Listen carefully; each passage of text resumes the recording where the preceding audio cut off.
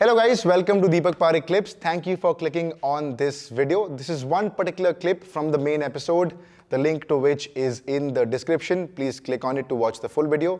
And meanwhile you're here, enjoy this clip. Can your environment actually change your hormones? Can hormones actually be influenced by your lifestyle? 100%. So everything in your environment and your lifestyle can change the way in which your hormones behave. Okay. You also mentioned about stress. You also mentioned about sleep. Do you think women in 30s have a lot more stress, a lot more erratic sleep schedules, and that affects the hormone and the mood, and that leads to a lot more stress in turn? So I think you're kind of referring to this hustle culture that we see happening in the 30s. And I think we need to be a little bit practical about this. I think it's really important that we start understanding that we all need a little bit of hustle in our life, right? I think I'm seeing so much now on social media where, women in their 30s are trying to live this slow life. And while that's fantastic, it's not always practical, right? So we all need a little bit of stress in our lives to get up and to get to that next meeting and to get to that deadline.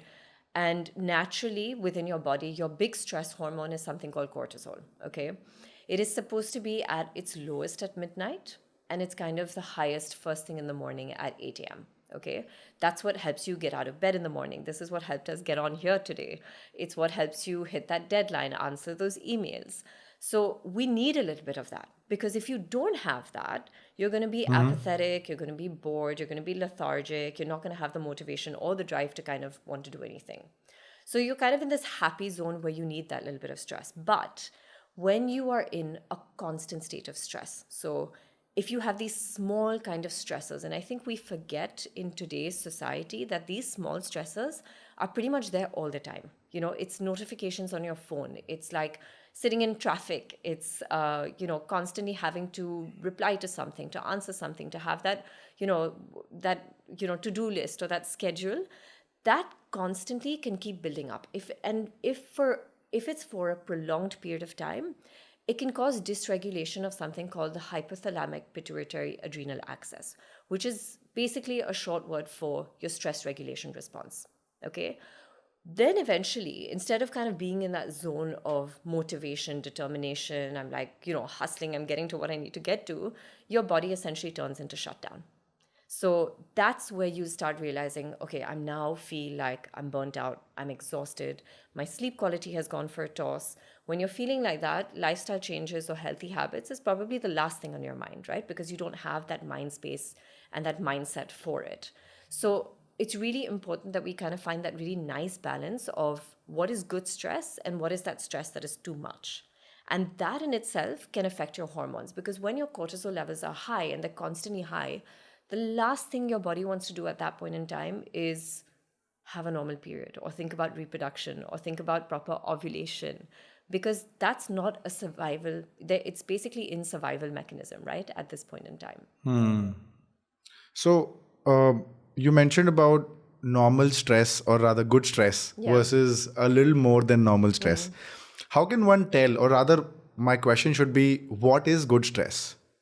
So good stress is that stress that keeps you up, you keep going, you have that recovery period where you still feel energized, you feel motivated, you don't necessarily feel like it's too much and you're overwhelmed. The other type of stress, which is more that burnout kind of phase, that's where you kind of shut down completely.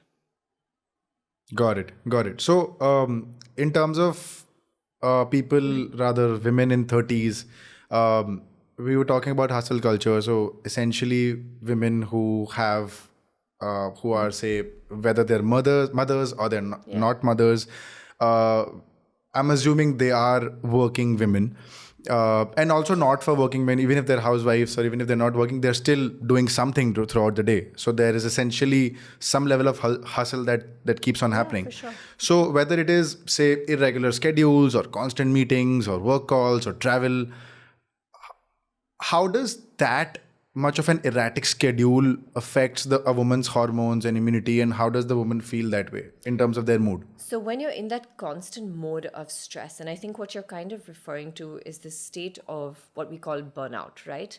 Where this is not essentially it's not a medical diagnosis, but we know it's a health condition, right? So it is very difficult to classify that on a blood test. We know that there are, the studies behind kind of classifying burnout and what quantifies as burnout has been very erratic. So there's not one single blood test that you can do. We do know that inflammation is slightly higher, immunity drops down a little bit. But the big things to look out for are things like I'm getting sick more frequently. I feel like I'm finding it difficult to lose weight. I'm not sleeping as well. My skin is a little bit kind of all over the place. My mood is all over the place. And the reason why this happens is that when your cortisol levels are high, your cortisol is the stress hormone. So your body goes into this state of flight or fright, okay? So you'll find heart rate increases, blood pressure increases. Your body doesn't know whether it's running away from a tiger or whether it's that back-to-back meetings. It has no idea. But it will do everything to keep you in that survival mode. Your mouth may become dry. You may find muscle stiffness. Your body essentially gets your muscles ready so that there's enough glucose ready in your bloodstream to be used for the muscles to be running away from that tiger, right? So blood sugar levels start to increase. Insulin levels start to increase. Your gut is not a priority at this point in time. Ovulation and reproduction is not a priority at this point in time. Your body is doing essentially everything it can do to get all the blood supply to your muscles, right? Or to your heart so it can pump faster. So that's where you can start seeing these systems kind of shutting down, right? Immunity is not really a priority right now. You just need to run away. So over a period of time, those are the kind of changes that accumulate in your body. And honestly, it can affect every single system, and it can be so different for so many women. Like I have some women who come to me where stress really presents as massive amounts of gastrointestinal symptoms, a lot of nausea, a lot of butterflies, a lot of diarrhea. And for some women, it can be a lot of kind of muscle tension, and it can be joint aches and pains. For some women, it's migraines and headaches. So how stress affects each woman is going to be extremely different. So I think the really important thing, what I tell my women is start understanding number one, what your triggers are, and number two, how does your body very subtly react to those triggers. Got it. So you mentioned about flight and freeze or flight, right? Flight or fright, and then the opposite of that is rest and digest. So how does the body tell in terms of, is this a constant thing in just women, or is it a constant thing in men as well? It happens to everyone. And very honestly, if someone is in a constant state of flight and fright, that person is going to tell you like, yeah, I feel stressed all the time.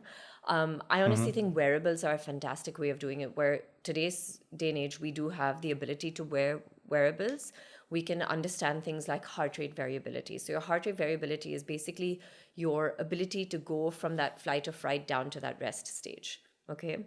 And that's the number one indicator for you to understand, okay, am I able to get into that rest and digest more? Is that tone or that part of my body activated? That vagal tone, is that activated a lot? Hello guys, thank you so much for watching the video. If you liked it, please like, share, subscribe, share it around on your WhatsApp, on your Instagram, Tinder, Bumble, every single where, because we need that traction.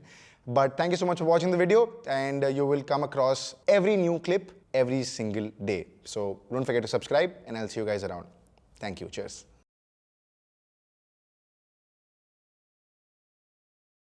Hello guys, thank you so much for watching the video. If you liked it, please like, share, subscribe, share it around on your WhatsApp, on your Instagram, Tinder, Bumble, every single where, because we need that traction. But thank you so much for watching the video, and you will come across every new clip every single day. So don't forget to subscribe, and I'll see you guys around.